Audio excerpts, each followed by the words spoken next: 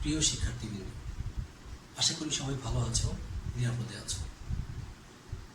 Evening সেশনে সবাইকে স্বাগতম। পূর্ব নির্ধারিত সময়সূচি অনুযায়ী এখন বিবিএ অনার্স প্রথম বর্ষের প্রিন্সিপালস অফ ফিনান্স বিষয়ের ক্লাসটি নিব। তোমাদের আজকের আলোচ্য বিষয় চতুর্থ অধ্যায়ের অর্থের সময় মূল্য, অর্থাৎ টাইম ভ্যালু অফ মানি। ক্লাসের শুরুতেই ধন্যবাদ জ্ঞাপন করছি মাননীয় প্রধানমন্ত্রী, মাননীয় শিক্ষামন্ত্রী ও মাননীয় অধ্যক্ষ উপাধ্যক্ষ মহোদয়কে, যাদের নির্দেশনায় আমরা এ ধরনের একটি অনলাইন ক্লাস করার সুযোগ পাচ্ছি। এতে করে প্রিয় শিক্ষার্থী, তোমরা ঘরে বসেই ক্লাস করার সুযোগ পাচ্ছ।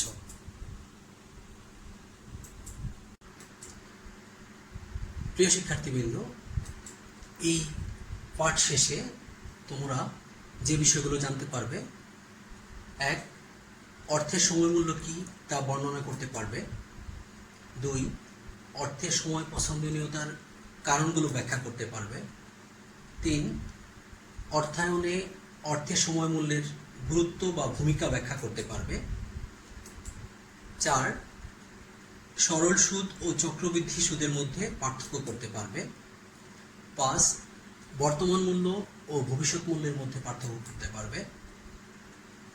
টাইম ভ্যালু অফ মানি এর গাণিতিক সমস্যাসমূহ সমাধান করতে পারবে।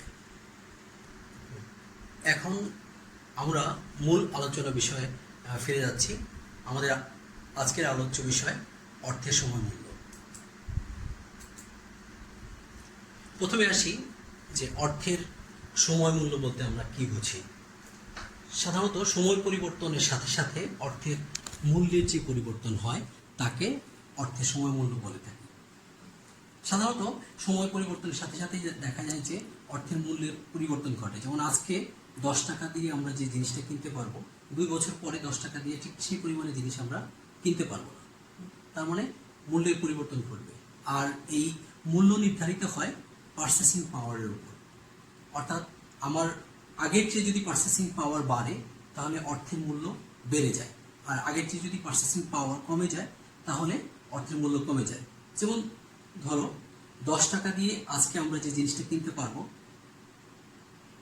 2 বছর পরে 10 টাকা দিয়ে যদি তার চেয়ে কম জিনিস আমরা কিনতে পারি তাহলে বুঝতে হবে যে অর্থের মূল্য কমে গেছে।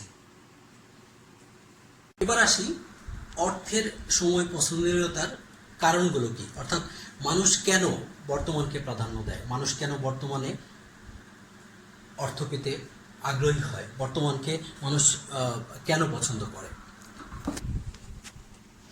এই যে মানুষ ভবিষ্যতের চেয়ে বর্তমানকে বেশি পছন্দ করে, এটাকে সাধারণত, এই ধারণাটাকে বলা হয় সময় পছন্দ থিওরি, অর্থাৎ টাইম প্রেফারেন্স থিওরি। আর এই সময় পছন্দ তত্ত্বের মূলেই রয়েছে অর্থের সময় মূল্য ধারণা। বর্তমানে নগদ অর্থ পছন্দের কারণগুলো আমরা এক এক করে উল্লেখ করব। প্রথমে আসি অনিশ্চয়তা। আসলে মানুষ সবসময়ই একটা অনিশ্চয়তার মধ্যে ভোগে। মানুষ জানে না ভবিষ্যতে কি হবে, ভবিষ্যতে মানুষ বাঁচবে কিনা, বা ভবিষ্যতে ব্যবসা পরিচালনা সঠিকভাবে করা যাবে কিনা, এই নিয়ে মানুষের মধ্যে সন্দেহ আছে। যে কারণে সবাই চায় বর্তমানকে প্রেফারেন্স দিয়ে বর্তমানে অর্থকে বেশি গুরুত্ব দিতে। ভোগ, মানুষ সবসময়ই ভোগে বিশ্বাসী, মানুষ ভোগ করতে চায়। তো এই ভোগ কখন করতে পারবে? যখন মানুষের কাছে পর্যাপ্ত পরিমাণে টাকা থাকবে। তো কাজেই মানুষ কি চাচ্ছে? বর্তমান সময়কে বেশি পছন্দ করছে, বর্তমানে বেশি টাকা তাদের কাছে রাখতে চাচ্ছে। দেন আমরা আসি মুদ্রাস্ফীতি। আমরা মুদ্রাস্ফীতি বলতে আসলে কি বুঝি? মুদ্রাস্ফীতি হচ্ছে যে ক্রমাগত কোনো জিনিসের মূল্য বৃদ্ধিকে মুদ্রাস্ফীতি বলে। তো এই মুদ্রাস্ফীতির ফলে কি হয়? মানুষের পারচেসিং পাওয়ারটা কমে যায়। যেমন আজকে একজনের কাছে 5,000 টাকা আছে, সেই 5,000 টাকা দিয়ে সে যে জিনিস কিনতে পারবে, 5 বছর পরে 5,000 টাকা দিয়ে সেই জিনিস কিনতে পারবে না। কেন কিনতে পারবে না? কারণ জিনিসের দাম বেড়ে যাবে। কাজেই এই মুদ্রাস্ফীতির ভয়েও মানুষ কি করে? বর্তমান সময়কে পছন্দ করে। এবার আসি বিনিয়োগের সুযোগ। মানুষের কাছে যদি বর্তমানে বেশি টাকা জমা থাকে তাহলে মানুষ বিনিয়োগ করার সুযোগ পায়। আর মানুষের হাতে যদি টাকা না থাকে তাহলে মানুষ বিনিয়োগ করার সুযোগ পায় না। নিজের টাকা যদি অন্যের কাছে থাকে তাহলে সেই ক্ষেত্রে ইচ্ছা থাকা সত্ত্বেও ভালো অপরচুনিটি আসলেও কিন্তু বিনিয়োগ করা যায় না। কিন্তু টাকাটা যদি নিজের কাছে থাকে তাহলে সহজেই বিনিয়োগ সিদ্ধান্ত গ্রহণ করা যায়।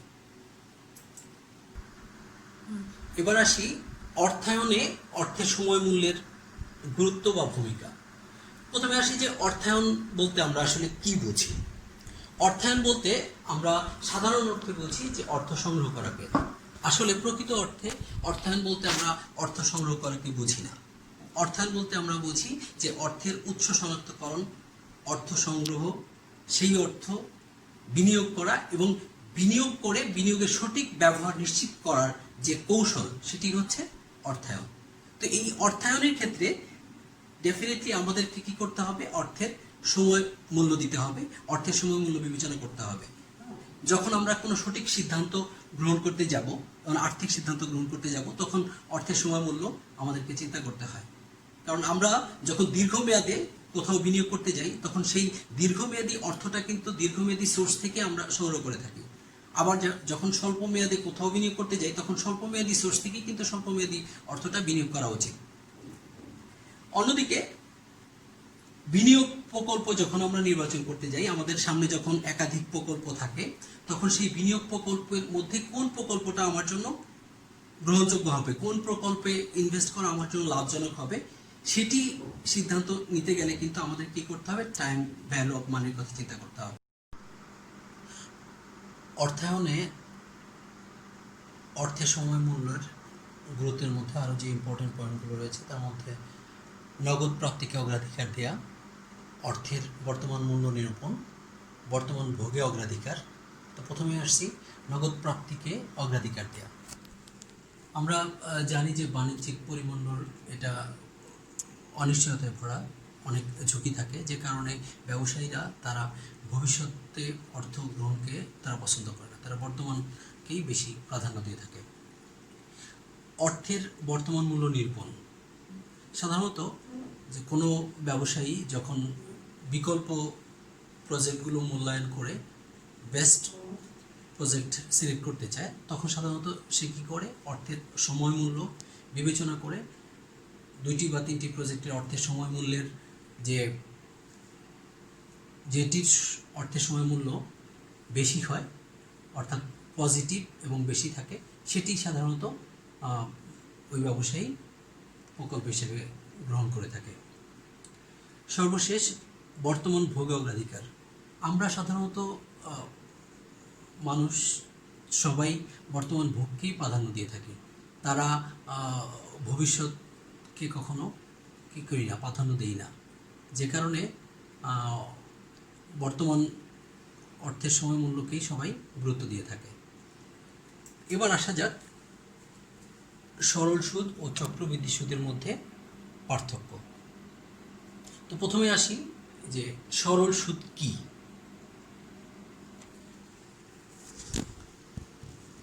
যে ক্ষেত্রে শুধু আসল টাকার উপরে প্রতি বছর একটি নির্দিষ্ট হারে সুদ চার্জ করা হয়, সেই সুদকে সাধারণত সরল সুদ বলা হয়ে থাকে। অন্যদিকে সুদ আসলের উপর যদি একটি নির্দিষ্ট হারে প্রতি বছর সুদ চার্জ করা হয় তাহলে সেই ক্ষেত্রে এই সুদকে চক্রবৃদ্ধি সুদ বলে। সরল সুদের ক্ষেত্রে সাধারণত প্রতি বছর সুদের পরিমাণ সমান থাকে, কিন্তু চক্রবৃদ্ধি সুদের ক্ষেত্রে প্রতি বছর সুদের পরিমাণ ক্রমাগত বাড়তে থাকে। এবার আমরা আলোচনা করব বর্তমান মূল্য ও ভবিষ্যৎ মূল্যের মধ্যে পার্থক্য। প্রথমে আসি বর্তমান মূল্য বলতে আমরা কি বুঝি। ভবিষ্যতে প্রাপ্ত টাকার আজকের মূল্য নির্ধারণের কৌশলই হচ্ছে বর্তমান মূল্য। অন্যদিকে ভবিষ্যৎ মূল্য হচ্ছে যে আজকের নির্ধারিত টাকা ভবিষ্যতে চক্রবৃদ্ধি সুদে কি পরিমাণ হবে তা নির্ণয়ের কৌশল। তো আমরা বর্তমান মূল্যের ক্ষেত্রে যেটা দেখতে পাই যে সুদের হার যত বাড়তে থাকে বর্তমান মূল্যের পরিমাণ তত কমতে থাকে। অন্যদিকে ভবিষ্যৎ মূল্যের ক্ষেত্রে আমরা কি দেখতে পাই যে সুদের হার যত বাড়তে থাকে ভবিষ্যৎ মূল্যের পরিমাণও তত বাড়তে থাকে। এবার আমরা আসব যে টাইম ভ্যালু অফ মানির ক্ষেত্রে আমাদের গাণিতিক সমস্যাগুলো আমরা কিভাবে সমাধান করতে পারি। সাধারণত দুইটি পদ্ধতিতে আমরা গাণিতিক সমস্যাগুলো সমাধান করে থাকি। একটি হচ্ছে ফিউচার ভ্যালু কনসেপ্ট, অন্যটি হচ্ছে প্রেজেন্ট ভ্যালু কনসেপ্ট। তো প্রথমে আমরা আসি ফিউচার ভ্যালু কনসেপ্ট। এই ফিউচার ভ্যালু কনসেপ্টে সাধারণত তিনভাবে অঙ্ক করা হয়ে থাকে বা তিন ধরনের ফিউচার ভ্যালু নির্ণয় করা হয়ে থাকে। একটি হচ্ছে ফিউচার ভ্যালু অফ লামসাম, তো যে ক্ষেত্রে এককালীন ভবিষ্যতে টাকা পাওয়ার কথা বলা থাকে, যে একটা নির্দিষ্ট পরিমাণ টাকা আমি এখন জমা রাখলাম, এটা 5 বছর বা 7 বছর পরে এটা কত টাকা রূপান্তরিত হবে। এই ক্ষেত্রে এটি ফিউচার ভ্যালু কনসেপ্টের ফিউচার ভ্যালু অফ লামসাম ধরে অঙ্ক করতে হয়। এই ক্ষেত্রে সূত্রটি হচ্ছে ফিউচার ভ্যালু সমান present value whole into 1 plus r to the power n। এখানে PV present value, r rate of interest, n হচ্ছে নাম্বার অফ ইয়ার্স। কিন্তু অঙ্কে যদি কম্পাউন্ডিং এর কথা বলা থাকে, অর্থাৎ কম্পাউন্ডিং যদি একাধিকবার হয়, তাহলে সেই ক্ষেত্রে আর এর নিচে একটি আর কে এম দিয়ে ভাগ করতে হয় এবং এন কে এম দিয়ে গুণ করতে হয়। এই এম বলতে আমরা বুঝি number of compounding in a year, অর্থাৎ এক বছরে কয়বার করে কম্পাউন্ডিং হচ্ছে। ধরা যাক যে যদি 2 মাস অন্তর অন্তর আসলের সাথে সুদ অ্যাকুমুলেট হয়, তাহলে সেই ক্ষেত্রে এক বছরে 6 বার কম্পাউন্ডিং হবে। তো সেই ক্ষেত্রে এম এর মান হবে 6। আর যদি সেমি অ্যানুয়ালি কম্পাউন্ডিং হয়, সেই ক্ষেত্রে 6 মাস অন্তর অন্তর আসলের সাথে সুদ যোগ হবে, সেই ক্ষেত্রে এন এর মান হবে 2। এবার আমরা আসি যে অঙ্কে যদি সিম্পল ইন্টারেস্ট রেট দেয়া থাকে, সেই ক্ষেত্রে কি হবে। তো যখন অঙ্কে সিম্পল ইন্টারেস্ট রেট দেওয়া থাকে, তখন ফিউচার ভ্যালু হবে present value plus present value into r into n. আমরা আগেই বলেছি যে সিম্পল ইন্টারেস্ট রেটের ক্ষেত্রে শুধু আসল টাকার উপরে সুদ চার্জ করা হয়, যে কারণে প্রতি বছর সুদের পরিমাণ সমান থাকে। তাহলে এই ক্ষেত্রে শুধু যে আসল টাকার সাথে যত বছর টাকাটা কাটবে, সেই অত বছরের সুদ যোগ করলে আমরা কি পেয়ে যাব, ফিউচার ভ্যালু পেয়ে যাব। তো এবার আমরা একটি সমস্যা নিয়ে কাজ করব, দেখি এই এক্সাম্পলটির সমাধান আমরা এখন করব। তো এখানে কি বলা আছে আমরা একটু দেখি। বলা আছে ইফ ইউ ডিপোজিটেড টাকা 50,000 in Standard Chartered Bank, which was paying 10% rate of interest on a 10-year time deposit, how much would the deposit grow at the end of 10 years? আমরা একটু আবার দেখি যে ইফ ইউ ডিপোজিটেড টাকা 50,000, যদি তুমি 50,000 টাকা ডিপোজিট করো ইন স্ট্যান্ডার্ড চার্টার্ড ব্যাংক, অর্থাৎ স্ট্যান্ডার্ড চার্টার্ড ব্যাংকে, which was paying 10% rate of interest on a 10-year time deposit, অর্থাৎ যেটার উপরে 10% ইন্টারেস্ট পাওয়া যাবে এবং যেটা 10 বছরের জন্য ডিপোজিট রাখা হচ্ছে। তো এখানে বলা হয়েছে যে how much would the deposit grow at the end of 10 years, অর্থাৎ 10 বছর পরে এই ডিপোজিটেড যে 50,000 টাকা, এটা কত টাকায় রূপান্তরিত হবে। তো আমরা তাহলে এক্ষেত্রে একটা জিনিস কিন্তু ক্লিয়ার, যে এখন 50,000 টাকা ডিপোজিট করা হচ্ছে, বলা হচ্ছে যে 10 বছর পরে এটা 10% সুদে কত টাকায় রূপান্তরিত হবে। তার মানে এককালীন এই টাকাটা 10 বছর পরে কত হবে সেটা নির্দেশ করা হয়েছে। যে কারণে এই ক্ষেত্রে আমরা কোন সূত্রে অঙ্ক করব, আমরা এই ক্ষেত্রে ফিউচার ভ্যালু অফ লামসামের সূত্র অঙ্ক করব। তাহলে আমরা দেখি সমাধানটা কি হবে।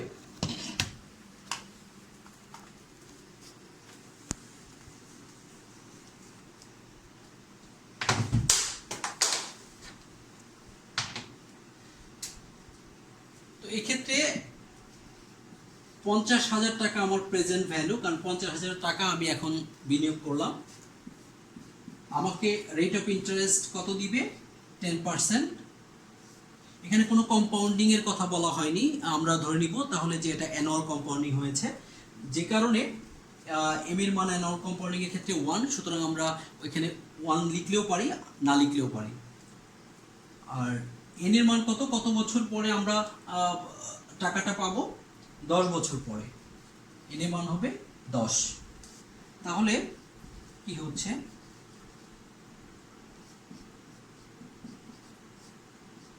পাওয়ার 10। আমরা ফিউচার ভ্যালু অফ লামসামের সূত্র জানি, present value 1 plus R to the power n। এই ক্ষেত্রে আমাদের প্রেজেন্ট ভ্যালু হচ্ছে 50,000 টাকা, রেট অফ ইন্টারেস্ট হচ্ছে 10%, আর নাম্বার অফ ইয়ার্স হচ্ছে 10। তাহলে 50,000 ইন্টু 1.10 পাওয়ার হচ্ছে 10।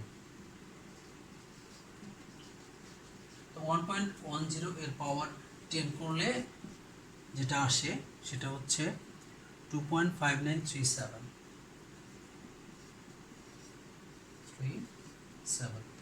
তাহলে আমরা যে টাকাটা পাই সেটি হচ্ছে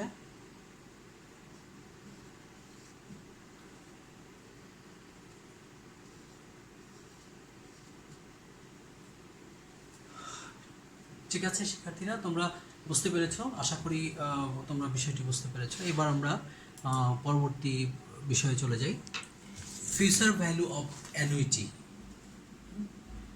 তো সাধারণত একটি নির্দিষ্ট টাকা একটি নির্দিষ্ট সময় পর পর পাওয়া গেলে বা দেয়া হলে সেক্ষেত্রে সাধারণত আমরা অ্যানুইটি সূত্রে অঙ্ক করে থাকি। যদি এখন একটা নির্দিষ্ট সময় পর পর একটা সমপরিমাণ টাকা ব্যাংকে জমা রাখি, তাহলে একটা নির্দিষ্ট সময় পরে আমরা ব্যাংক থেকে কত টাকা পাবো সেটা নির্ণয় করার ক্ষেত্রে সাধারণত আমরা এই ফিউচার ভ্যালু অফ অ্যানুইটি সূত্রটা ব্যবহার করে থাকি। তো এই ক্ষেত্রে সূত্রটি হচ্ছে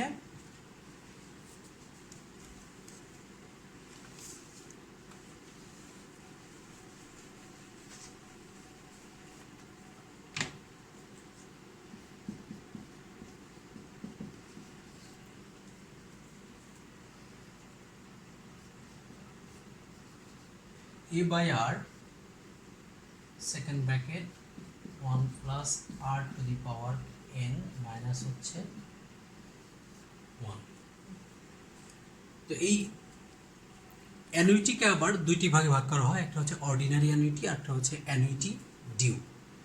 তো অর্ডিনারি অ্যানুইটি কখন হবে, কখন অ্যানুইটি ডিউ হবে, যে আমরা বললাম যে একটা নির্দিষ্ট পরিমাণ টাকা একটা নির্দিষ্ট সময় পর পর পাওয়া গেলে বা দেওয়া হলে সেই ক্ষেত্রে আমরা সাধারণত অ্যানুইটি সূত্রে অঙ্ক করব। কিন্তু কখন অর্ডিনারি অ্যানুইটি হবে, কখন অ্যানুইটি ডিউ হবে, অর্ডিনারি অ্যানুইটি হবে যে একটা নির্দিষ্ট পরিমাণ টাকা একটা নির্দিষ্ট সময় এর শেষে যদি পাওয়া যায়, অর্থাৎ একটা নির্দিষ্ট সময়ের শেষে যদি সমপরিমাণ টাকা পাওয়া যায় বা কাউকে দেওয়া হয় সেই ক্ষেত্রে আমরা সাধারণত future value of annuity ordinary annuity সূত্রে অঙ্ক করে থাকি। অন্যদিকে আমরা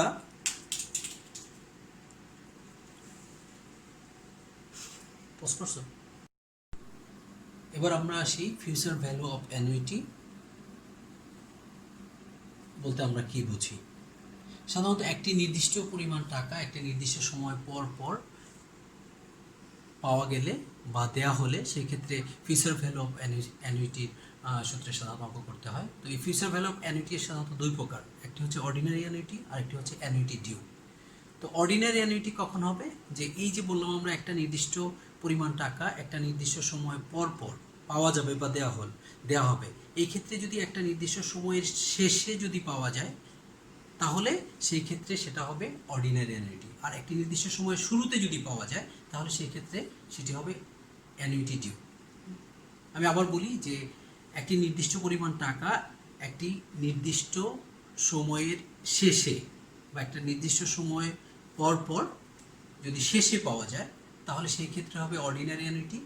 আর একটি নির্দিষ্ট সময়ের শুরুতে যদি একটি নির্দিষ্ট পরিমাণ টাকা পাওয়া যায় বা দেওয়া হয় সেই ক্ষেত্রে হবে অ্যানুইটি ডিউ। তো আমরা দেখি যে future value of annuity due এর সূত্রটা কি, অ্যানুইটি সূত্রটা কি। তো অ্যানুইটি হচ্ছে যে a by r second bracket 1 plus R to the power n minus 1। তো এটি যদি ডিউ হয়, অর্থাৎ একটি নির্দিষ্ট পরিমাণ টাকা যদি একটি নির্দিষ্ট সময়ে শুরুতে পাওয়া যায় বা দেওয়া হয়, সেই ক্ষেত্রে যেটি করতে হবে এই সূত্রের সাথে শুধু 1 plus R to the power n, এটি 1 plus R to the power 1 plus r দিয়ে যদি আমরা কি করি, মাল্টিপ্লাই করি বা গুণ করি, তাহলেই আমরা future value of annuity due পেয়ে যাব।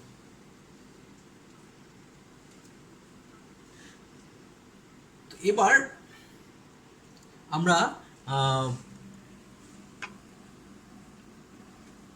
আসি একটা এক্সারসাইজ দেখি। এখানে কি বলা আছে, সাপোজ the firm deposit টাকা 10,000 at each year for 8 years at 10% rate of interest. How much would this annuity accumulate at the end of 8 years if payment made at the end of the year, payment made at the beginning of the year? তার মানে এখানে কি বলা হয়েছে যে 10,000 টাকা করে প্রতি বছর 10% হার সুদে যদি 8 বছর কোথাও রাখা যায়, তাহলে এটা অ্যাকুমুলেটেড হয়ে 8 বছর পরে কত টাকায় রূপান্তরিত হবে যদি এই পেমেন্টগুলো প্রত্যেক বছরের শেষে প্রদান করা হয় অথবা প্রত্যেক বছরের শুরুতে প্রদান করা হয়। তো আমরা এখানে একটা বিষয় আমাদেরকে আগে ক্লিয়ার হতে হবে যে আমরা যে অঙ্কটি নিয়ে কাজ করছি, যে প্রবলেমটি নিয়ে কাজ করছি, এটা আসলে কোন সূত্রে হবে, এটা কি লামসাম হবে নাকি অ্যানুইটি হবে? অ্যানুইটি হলে তাহলে অর্ডিনারি অ্যানুইটি হবে নাকি অ্যানুইটি ডিউ হবে? তো আমরা এখানে দেখলাম যে একটা নির্দিষ্ট পরিমাণ টাকা অর্থাৎ 10,000 টাকা এটা প্রত্যেক বছরই প্রদান করা হচ্ছে এবং পরবর্তী 8 বছর এটা প্রদান করা হয়েছে।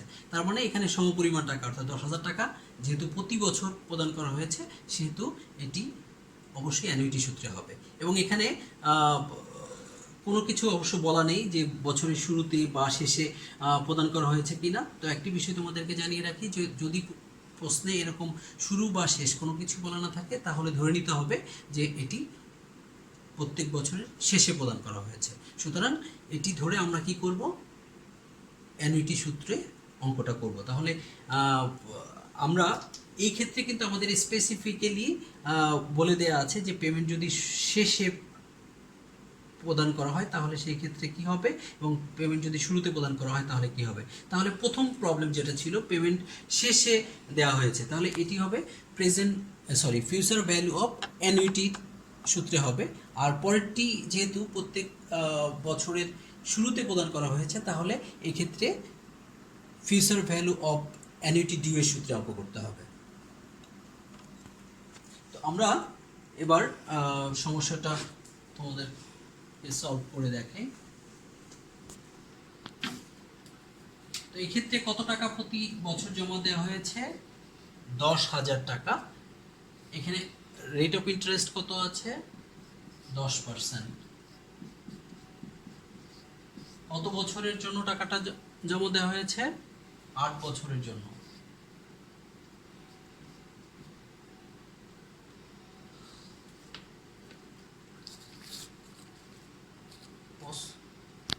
Six 1.1436 equal to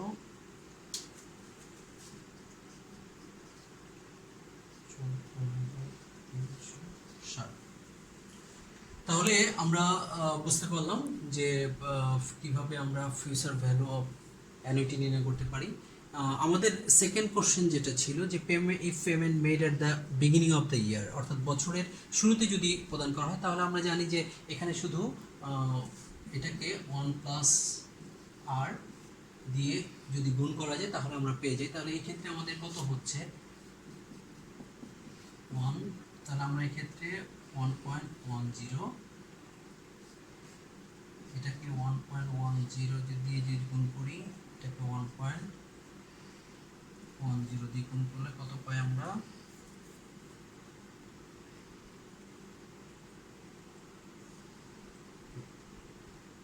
1,14,360 ইন্টু হচ্ছে 1.10, তাহলে আমরা পাচ্ছি 1,25,000 796। তো এটা ছিল আমাদের এই প্রবলেমের সমাধান। এবার আমরা আসি যে ক্ষেত্রে আনইকুয়াল ক্যাশ ফ্লো দেয়া থাকে। যখন অঙ্কে আনইকুয়াল ক্যাশ ফ্লো দেয়া থাকে তখন সাধারণত আমরা কি করি যে লামসামের সূত্রে একটার সাথে আরেকটা যোগ করে তারপর আমরা সাধারণত ফিউচার ভ্যালু নির্ণয় করে থাকি। যেমন ধরা যাক যে একটা নির্দিষ্ট সময় পর পর টাকা জমা দেওয়া হলো কিন্তু সমপরিমাণ টাকা জমা দেওয়া হলো না, অথবা সমপরিমাণ টাকা একটা নির্দিষ্ট সময় পর পর না দিয়ে গ্যাপ দিয়ে দেওয়া হলো, যে 1 বছর পরে দেওয়া হলো, আবার 3 বছর পরে দেওয়া হলো, আবার 5 বছর পরে দেওয়া হলো। তাহলে সেই ক্ষেত্রে কিন্তু ফিউচার ভ্যালু অফ অ্যানুইটি সূত্রে আমরা অঙ্ক করতে পারবো না। সেই ক্ষেত্রে আমাদের কি করতে হবে? সেই ক্ষেত্রে আমাদেরকে future value of unequal cash flow এই সূত্রে অঙ্কটা করতে হবে। তো সেই ক্ষেত্রে আমরা যেটা করব সেটা হচ্ছে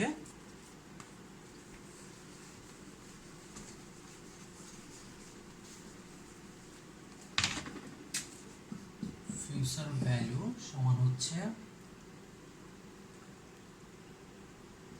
present value 1 plus R N plus present value plus 1 plus R to the power n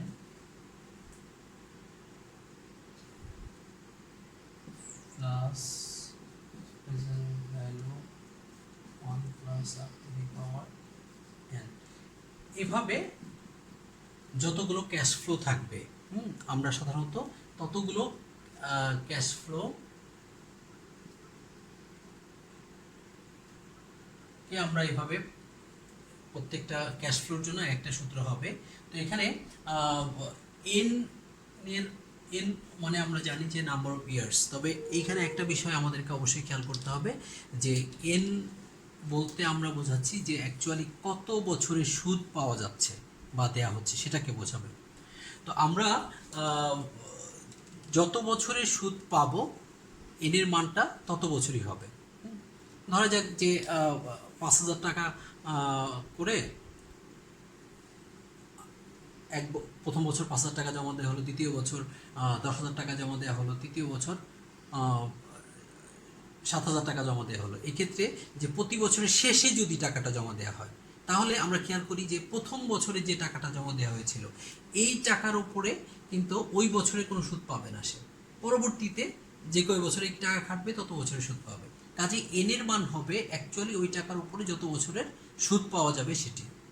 আবার যদি বছরের শুরুতে টাকা জমা দেওয়া হয়ে থাকে, যে প্রথম বছরের শুরুতেই টাকা জমা দেওয়া হলো, তাহলে সে যে বছর টাকাটা জমা দিল ওই বছরের উপর অবশ্যই সুদ পাবে। তো সেই ক্ষেত্রে যদি এরকম হয় যে আজকে টাকা জমা দিল, এই টাকাটা 5 বছর ব্যাংকে খাটবে, তাহলে সেই ক্ষেত্রে কিন্তু সে 5 বছরই সুদ পাবে, তখন এর মান হবে 5। তো আমরা একটি সমস্যা যদি সমাধান করি তাহলে আমার মনে হয় বিষয়টা ক্লিয়ার হবে। তো একটি এক্সারসাইজ এখানে বলা আছে ABC company makes an agreement with a bank to make deposit as follows. টাকা 500 is to be deposited at the end of year 1, টাকা 1000 is to be deposited at the end of year 2, and টাকা 1500 is to be deposited at the next 13 years. To what sum will the above deposits accumulate at the end of 3 to 15th year, assuming interest is 10%? তার মানে আমরা এখান থেকে কি দেখতে পেলাম? আমরা একটি জিনিস দেখতে পাচ্ছি যে প্রথম বছরে সে কত টাকা জমা দিয়েছে? 500 টাকা, এবং দ্বিতীয় বছরের শেষে 1,000 টাকা জমা দিয়েছে, কিন্তু পরবর্তী যে 13 ইয়ার্স সে জমা দিয়েছে 1,500 টাকা করে। তাহলে দেখা যাচ্ছে যে প্রথম বছর 500, তারপরের বছর 1,000, তারপরের বছরগুলোতে 1,500 টাকা করে। তো এখানে কিন্তু প্রতি বছর ইনফ্লো পরিমাণটা সমান না, দ্যাট মিনস প্রতি বছর কিন্তু সমপরিমাণ টাকা ব্যাংকে জমা দেওয়া হয়নি, যে কারণে এটা কিন্তু future value of unequal cash flow সূত্রে আমাদেরকে অঙ্কটা করতে হবে। তো আমরা এই অঙ্কটাকে যদি এই সূত্র অনুযায়ী করতে যাই তাহলে আমাদেরকে কিন্তু 15 বছরে 15টা ক্যাশ ফ্লোর জন্য 15 বার করে আমাদেরকে এভাবে সূত্র ফেলে তারপর অঙ্ক করতে হবে। কিন্তু আমরা যদি এটাকে একটু শর্টকাটে চলে যাই, আমরা এই প্রথম বছর এবং দ্বিতীয় বছরের ক্যাশ ফ্লোকে আমরা আগে বের করে নিই যে কত টাকা আমাদের ফিউচার ভ্যালু হবে, এবং 1500 টাকা করে যেহেতু পরবর্তী 13 বছর প্রত্যেক বছরই 1500 টাকা করে জমা দেওয়া হয়েছে, সেহেতু এটাকে যদি আমরা অ্যানুইটি সূত্রে করে ফেলি এবং পরবর্তীতে এই আগের যে অ্যামাউন্টটা সেই অ্যামাউন্টের সাথে পরবর্তী অ্যামাউন্ট যোগ করে কিন্তু আমরা 15 বছর পরে টোটাল কত টাকা ফিউচার ভ্যালু হবে সেটা আমরা নির্ণয় করতে পারবো। তাহলে চলো আমরা দেখি অঙ্কটি সমাধান করি। 500 এটা হচ্ছে 3.7975, এটা আসছে 98.75 প্লাস হচ্ছে 1000 প্লাস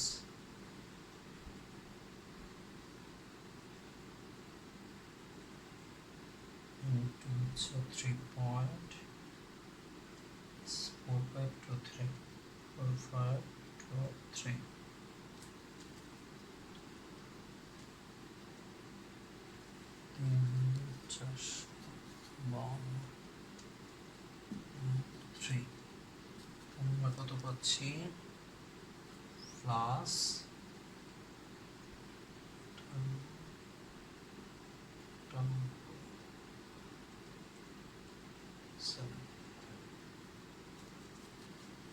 পাঁচ হাজার 351.05। তো আমরা এখানে একটু খেয়াল করব যে এখানে প্রেজেন্ট ভ্যালু আমরা প্রথমে কত টাকা জমা দিয়েছিলাম, প্রথম বছরের শেষে 500 টাকা। এখন এই ক্ষেত্রে আমরা বলেছিলাম যে এন এর মানটা কিসের উপর ডিপেন্ড করবে, যে আমি অ্যাকচুয়ালি ওই টাকার উপর কত বছরের সুদ পাচ্ছি তার উপরে। যেহেতু 15 বছর পরে কত টাকা আমার ডিপোজিটেড অ্যামাউন্ট থেকে আমি কত টাকা পাবো সেটা নির্দেশ করতে বলা হয়েছে, এবং আমি প্রথমে যে টাকাটা জমা দিয়েছি সেটা প্রথম বছরের শেষে দিয়েছি। তো যেহেতু প্রথম বছরের শেষে দিয়েছি সেহেতু প্রথম বছরের কিন্তু আমি কোনো সুদ পাবো না, আমি পরবর্তী 14 বছর সুদ পাবো, সেহেতু আমার এন এর মান হবে 14। ঠিক একইভাবে দ্বিতীয় বছর শেষে যে টাকাটা জমা দেওয়া হয়েছে যে 1000 টাকা, এই টাকার উপর আমি কিন্তু দ্বিতীয় বছর, প্রথম বছর এবং দ্বিতীয় বছর সুদ পাবো না, কিন্তু পরবর্তী 13 বছর সুদ পাবো, সেজন্য এন এর মান হয়েছে 13। তো এখান থেকে আমরা দেখলাম যে আমাদের 5351.05 টাকা আমরা এখান থেকে পেয়েছি, কিন্তু আমাদের এটা হচ্ছে 2 বছর শেষের ফিউচার ভ্যালু, বাট আমরা পরবর্তী 13 বছর 1500 টাকা করে পেয়েছি। তাহলে এই 1500 টাকা আমরা যদি একবারে ফিউচার ভ্যালু অফ অ্যানুইটি সূত্রে করি তাহলে আমরা একটা ভ্যালু পাবো, এবং সেই ভ্যালুটা এই ভ্যালুর সাথে যোগ করলেই আমরা কি পেয়ে যাব, আমরা টোটাল ফিউচার ভ্যালু পেয়ে যাব। তাহলে আমরা যেহেতু এখানে 1500 টাকা পরবর্তী 13 বছর প্রতি বছর 1500 টাকা পেয়েছি, তাহলে এটাকে আমরা ফিউচার ভ্যালু অফ অ্যানুইটি সূত্রে করতে পারি। তো এই ক্ষেত্রে একটি জিনিস মনে রাখতে হবে, যখন আমরা ইনস্টলমেন্টে টাকাটা জমা দিব তখন যত বছর অর্থাৎ যতগুলো কিস্তি দেওয়া হবে এন এর মান তত হবে, কিন্তু যখন আমরা লামসামের সূত্রে অঙ্ক করব তখন আমাদেরকে দেখতে হবে যে আসলে ওই টাকার উপরে কত বছরের সুদ পাওয়া যাচ্ছে। তো এই ক্ষেত্রে যেহেতু আমরা 13টি ইনস্টলমেন্ট দিয়েছি এই জন্য এন এর মান হবে 13। তো আমাদের এই ক্ষেত্রে কত টাকা পেলাম আমরা, 36,784.5 টাকা। তো আমরা তাহলে 15 বছর পরে কত টাকা পাবো, তাহলে at the end of the ইয়ারে আমরা কত টাকা পাচ্ছি।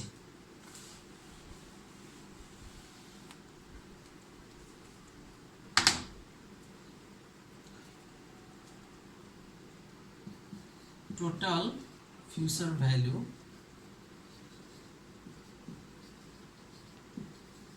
at the end of 15th year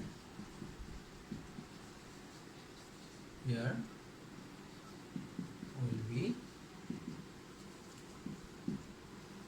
351.05 plus হচ্ছে 36,784.5। তাহলে আমাদের এখানে কত আসছে, প্লাস 35,784 সময় 5, 42,135.55। তো এটাই ছিল আমাদের future value of unequal cash flow নির্ণয় নিয়ম। তো আমরা এই পর্যন্তই আমরা আজকের ক্লাস নিব। তো তোমাদের পরবর্তী ক্লাসে আমরা প্রেজেন্ট ভ্যালু কনসেপ্টের নিয়ে আলোচনা করব। তো তোমাদের কিছু হোমওয়ার্ক থাকবে আজকে। হোমওয়ার্কগুলো তোমরা অবশ্যই পরবর্তী ক্লাসের আগে কমপ্লিট করে ফেলবে। প্রবলেম 1, প্রবলেম 2, প্রবলেম 3, 4, 5, এই 5টি হোমওয়ার্ক থাকবে। তো সবাইকে অসংখ্য ধন্যবাদ। তোমরা সবাই ঘরে থাকবে, নিরাপদে থাকবে। আর একটি বিষয় মনে রাখবে যে বাইরে ঘোরাফেরা করার চেয়ে ঘরে বসে গল্পের বই পড়া অনেক উত্তম।